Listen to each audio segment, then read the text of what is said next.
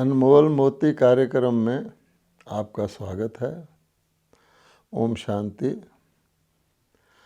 हर नाटक में एक क्लाइमैक्स आता है जो ही सबसे ज़्यादा रोचक होता है और जहां आकर सच और झूठ का पता चल जाता है। सत्य की विजय होती है, झूठ की हार होती है। सच्चे का बोल बाला होता है, जैसे कहा जाता है झूठे का मुंह काला होता है। सत्य की जय जयकार होती है और झूठ की हाहाकार होती है। इसी प्रकार से जब किसी भी परीक्षा का कोई रिज़ल्ट आता है तो उस रिज़ल्ट के अनुसार ही जो कोई पास कर लेता है उसके अंदर और उसके सभी साथियों के अंदर, परिवार वालों के अंदर खुशी की लहर दौड़ जाती है और जो फेल हो जाता है उसके सब जगह मायूसी और मातम छा जाता है। अब हम जानते हैं कि ये जो सृष्टि नाटक है इसमें जो एक चक्कर है सतयुग से कलयुग तक का, अब कलयुग का लगभग अंत आ ही गया है और उस अंत समय पर दूध का दूध, पानी का पानी हो जाएगा। दुष्कर्मियों का विनाश होगा और सत्य पर चलने वालों का, पवित्रता को धारण करने वालों का नई दुनिया सतयुग के अंदर स्वागत होगा। अब हमने देखना है उससे थोड़ा सा पहले हम क्या कर सकते हैं। वर्तमान समय जबकि ये फाइनल रिज़ल्ट या क्लाइमैक्स समझिए एक दो कदम ही दूर है, इस ऐसे समय में हम क्या कर सकते हैं और हमें क्या करना चाहिए। जैसे बच्चों की परीक्षा आती है तो परीक्षा से पहले उनको थोड़ा सा टाइम दे दिया जाता है जिसको प्रेपरेटरी पीरियड कहते हैं, ताकि उसके अंदर वो जितना भी भरसक प्रयास करना है करके अपनी कमी बेशी को पूरा कर सकें, अपने आप को तैयार कर सकें उस फाइनल परीक्षा के लिए। जैसे हम जानते हैं इस हमारी ये जो परीक्षा आनी है इसके लिए अब हमें क्या करना चाहिए। जब किसी को वापस कहीं जाना होता है तो जो फैलावट वो करता है उसको उसे समेटना होता है, अपना बोरी बिस्तर बांधना होता है, क्योंकि अब और अधिक फैलावट का कोई लाभ नहीं होता और जो ऑलरेडी फैलावट हुई हुई है उसको समेटने में ही उसका कल्याण है। क्योंकि पहले व्यक्ति समेटता है फिर वो सेट होता है, सीट पर सेट होता है या जहाँ भी उसको जाना होता है। मान लीजिए कोई मुसाफिर है, प्लेटफॉर्म पे बैठा है परिवार सहित, ट्रेन आने में टाइम है तो कुछ फैला लेता है अपना सामान और जो ही उसको पता लगता है कि ट्रेन आने वाली है तो सब कुछ समेट के रेडी हो जाता है। फिर जा कर के वो सारे लोग अपनी अपनी सीट पर सेट हो जाते हैं।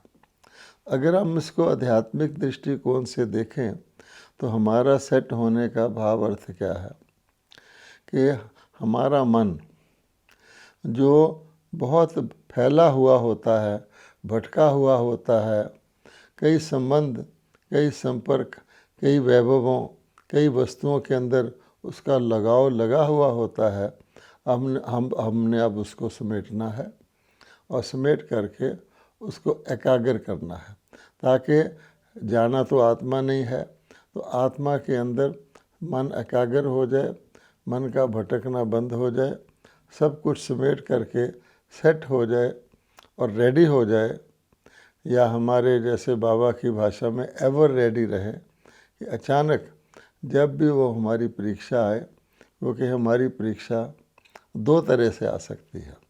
एक तो है सारे विश्व का परिवर्तन महाभारी महाभारत विनाश द्वारा, परमाणु शस्त्रों, प्राकृतिक आपदाओं के द्वारा, जिसके हम चिन्ह साफ साफ देख रहे हैं। लेकिन उससे भी पूर्व हमें अपने शरीर का भरोसा नहीं। आजकल अकाल मृत्यु का बाज़ार गर्म है तो किसी भी समय सृष्टि के अंत से पहले हमारा शरीर का, इस शरीर का जो अमूल्य शरीर है जिसमें हम आध्यात्मिक ज्ञान धारण कर रहे हैं, जो कुछ हमको प्राप्ति करनी है उसका ये गोल्डन अवसर है, उसका अंत तो कभी भी आ सकता है। इसलिए भगवान ने हमें कहा है कि एवर रेडी होने के लिए आप समेट लो और मन को एकाग्र कर लो। अब मन की एकाग्रता का क्या अर्थ है? ऐसे नहीं है कि अंत समय आने से पहले हम सब कुछ छोड़ करके बैठ जाएं, नहीं। हम कर्म योगी हैं। मन की एकाग्रता का अर्थ ये निकलता है कि हम अपने मन को फालतू व्यर्थ फैलावट से, क्योंकि हमें पता है कि अब समेटने का समय है, हटा करके उसको केंद्रित कर लें, एकाग्र कर लें, और जो भी कार्य हमारा बचा हुआ है, जो भी हमको परिस्थिति आती है हर घड़ी, उसके ऊपर एकाग्र करके हम अपने मन को लगा सकें। इसका अर्थ ये हुआ, अभी हमें परिस्थिति है और करना क्या है, तो भगवान ने कहा है कि आपको मैंने इतने वर्षों तक ज्ञान दिया, आपसे योग लगवाया, आपको दुनिया के प्रलोभनों से अनासक्त बनाया, नष्टो मोहा बनाया और स्मृति लब्ध बनाया कि आप यहाँ से हट करके कहाँ जाने वाले हैं। ये जो इसके द्वारा आपको एकाग्रता की शक्ति दी हुई है, उसमें आपका एक रिस्पॉन्सिबिलिटी भी दी हुई है, उत्तरदायित्व भी दिया हुआ है, और वो बड़ा एक कल्याणकारी शुभ सुखद उत्तरदायित्व है कि हमें जो कुछ हमें परमात्मा से प्राप्त हुआ है वो अन्य आत्माओं को भी देना है, और इसमें सारे विश्व का ध्यान रखना है। हमें वैश्विक दृष्टिकोण अपना करके उसका वितरण करना है। और उसके लिए भगवान ने कहा है कि जैसे जैसे समय नज़दीक आता जाता है, आप मुख के द्वारा, शरीर के द्वारा, अपने चेहरे के द्वारा एक हद की, एक लिमिटेड प्रकार की सेवा कर सकते हो। यद्यपि आजकल संचार के माध्यम बहुत तेज़ हो गए हैं, आप मुख के द्वारा भी जो कुछ कहते हो वो टेलीविज़न आदि के ज़रिए, आकाशवाणी आदि के ज़रिए बहुत दूर तक जाता है।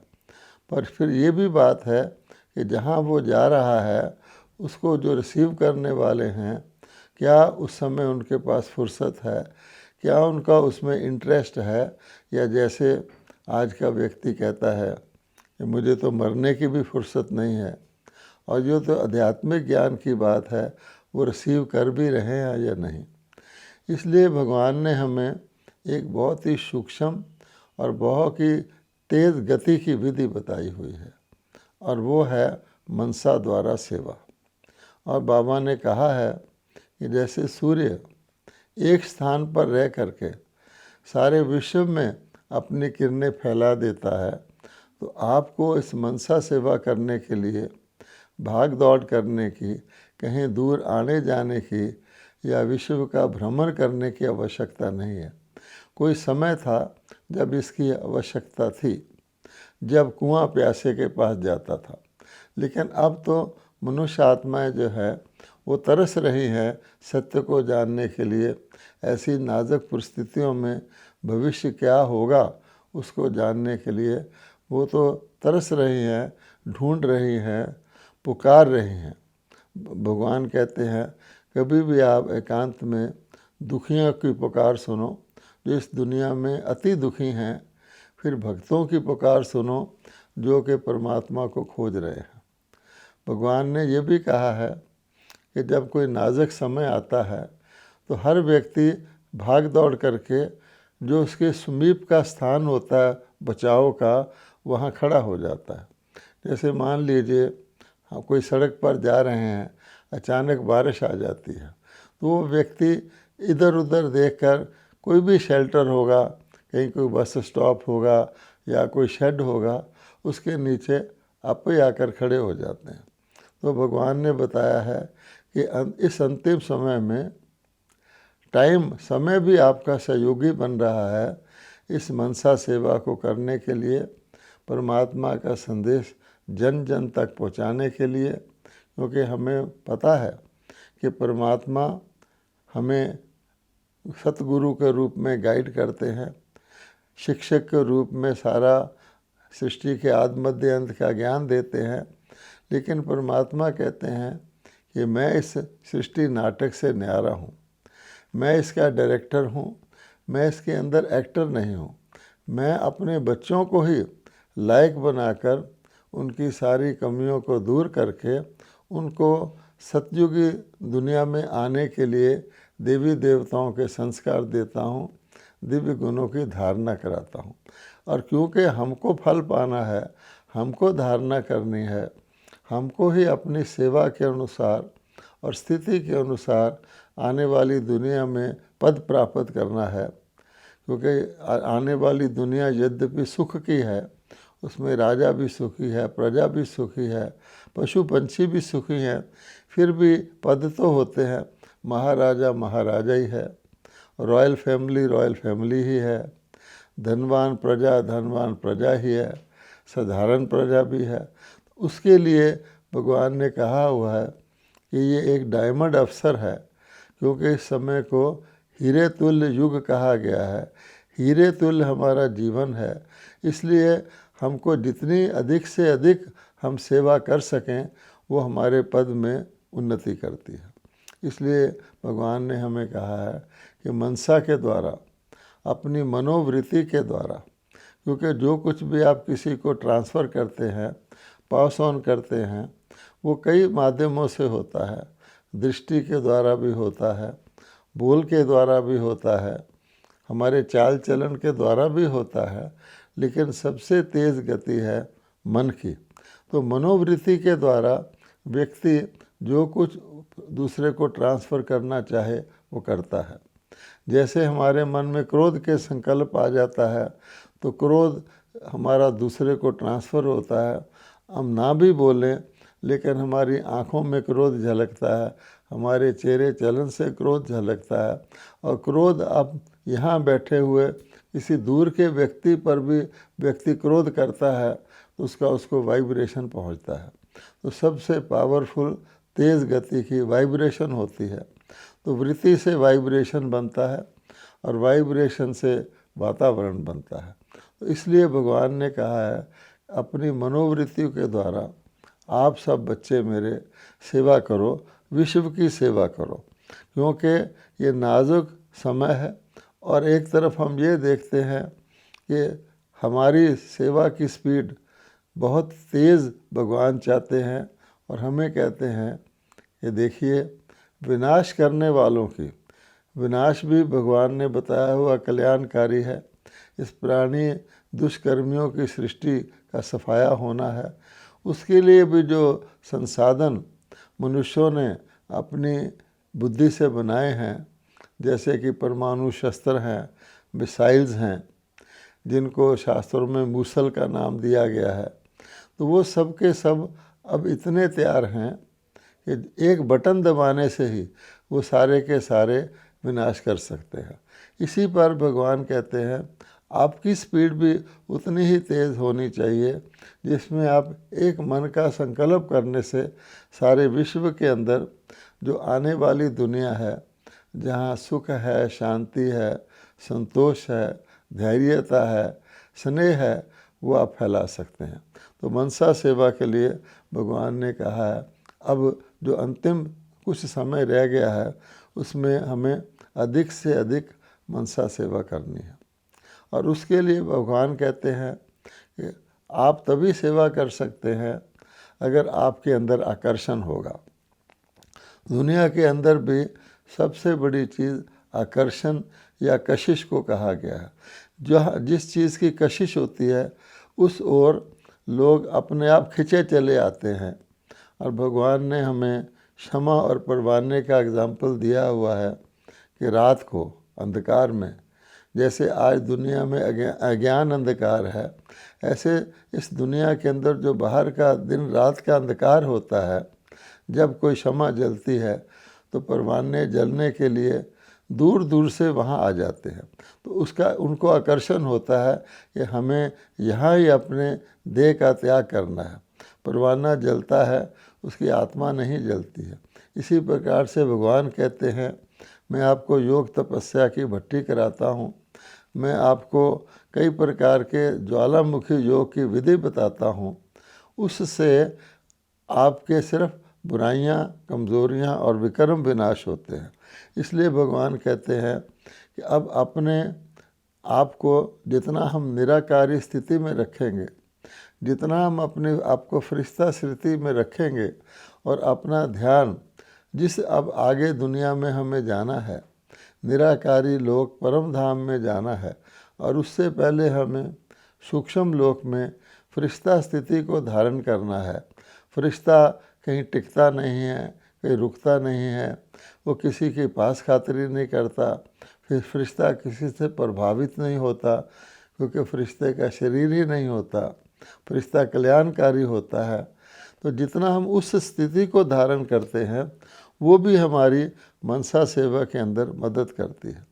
और इसके लिए भगवान ने हमें बताया हुआ है कि अगर हम इस फाइनल स्टेज में हमने कुछ थोड़ा बहुत बचा के रखा हुआ है, जिसको भगवान जेब खर्च भी कहते हैं या अंश कहते हैं, यानी इस दुनिया के आकर्षणों का, इस दुनिया के अटैचमेंट्स का हमने कोई थोड़ा बहुत अंश बचा के रखा हुआ है, क्योंकि कई बार हम वंश को समाप्त कर देते हैं और हम समझते हैं हम इस दुनिया से वैरागी हो गए, हम इस दुनिया से हमने पीठ फेर ली, हम नष्टो मोहा हो गए।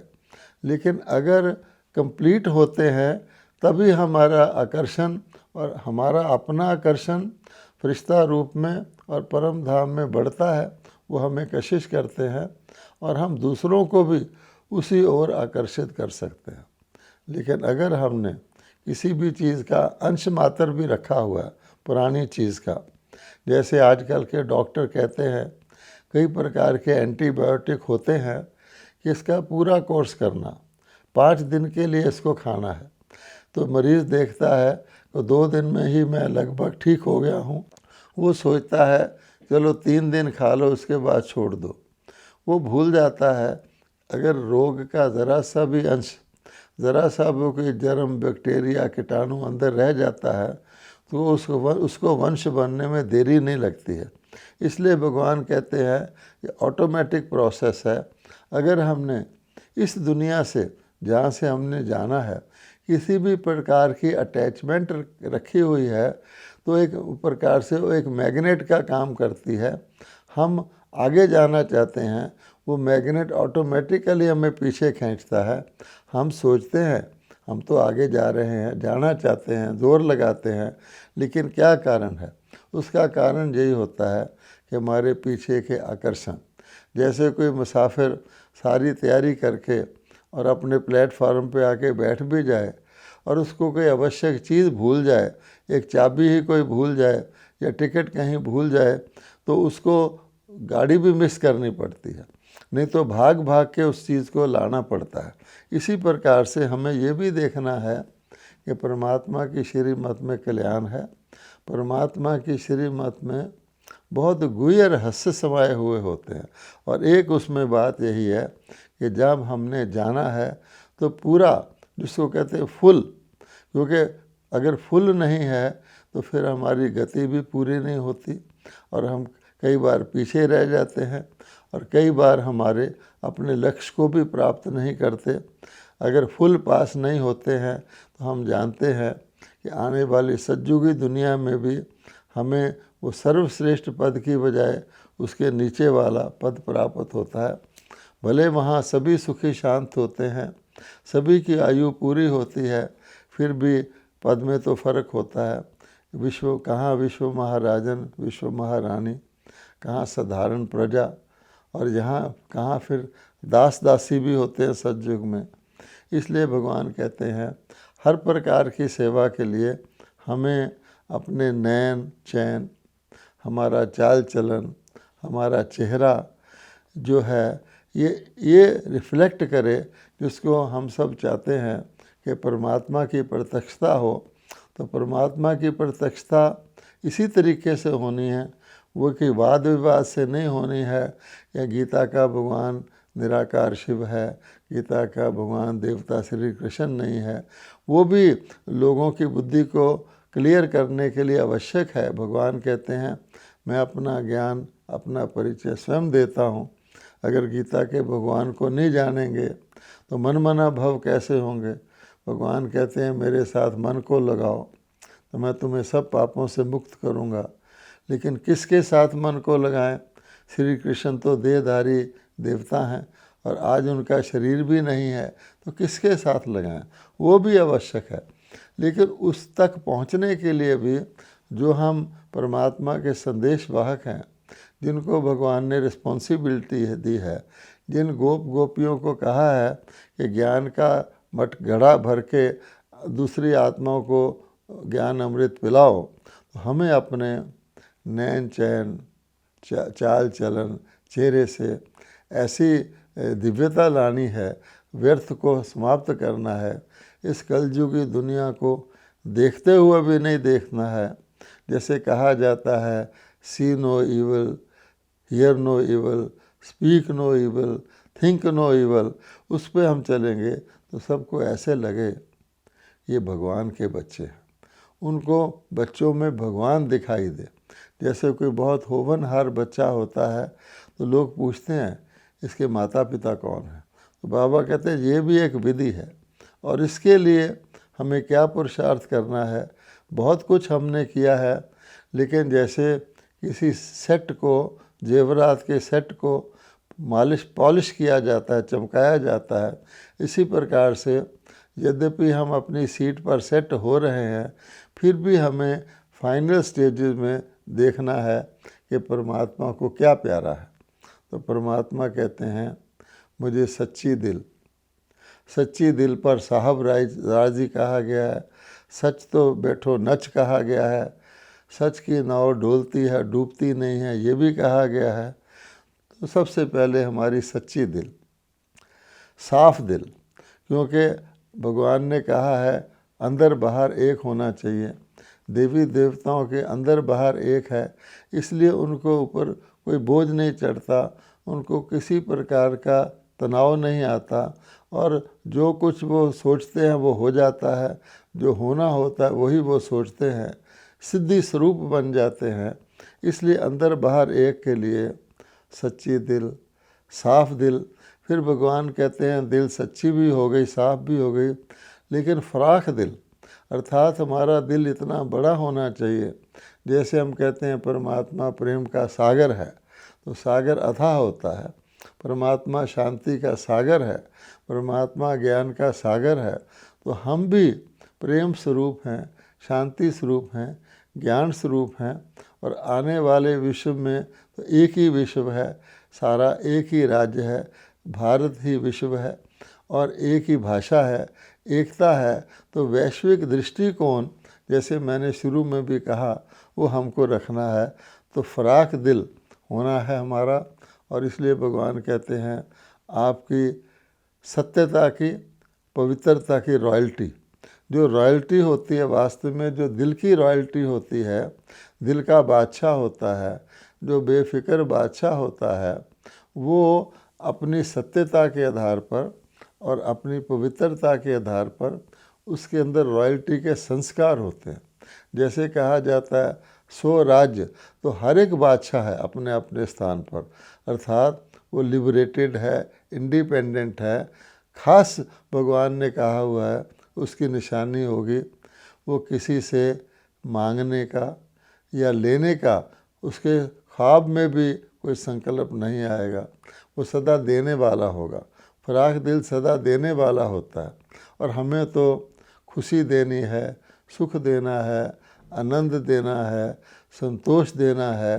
तो ये चीज़ें तो देने से और भी बढ़ती हैं। इसलिए हम जानते हैं कोई भी फंक्शन होता है, धार्मिक फंक्शन तो क्या, भारत के अंदर कोई भी किसी प्रकार का भी कोई कार्यक्रम होता है तो उससे पहले हम दीपक जगाते हैं और कहते हैं ये दीप प्रज्वलन सेरेमनी भारतीय सभ्यता को रिफ्लेक्ट करती है।